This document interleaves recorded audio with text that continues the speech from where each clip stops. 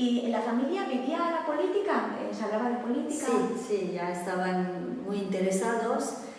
Ya en el año 34, 35 ya empezaban a interesarse, y los hijos de Benita, bueno, Benita ya sabía que tenía afición para la República Española, y sus hijos, Santi y Natividad, enseguida se pusieron a luchar para defender la República. Sí. Antes del golpe de Estado, Santiago y Natividad también participaban en Me parece que eran ya miembros de las Juventudes Comunistas aquí en Durango.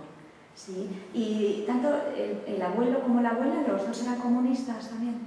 No, el abuelo me parece que era más bien socialista en la época. Venía de una familia ya carlista y había evolucionado por, creo, las relaciones de obreros, del ferrocarril o por el sindicato.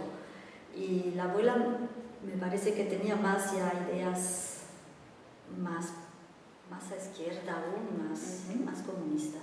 Y la abuela fue una de las primeras en saber que se iba a proclamar la República. Sí, como sabía leer y estaba muy informada, anunció la víspera a la gente que iban a comprar la prensa, les dijo: mañana se proclama la República. Y me parece que la encerraron por ahí cerca de la estación en represión.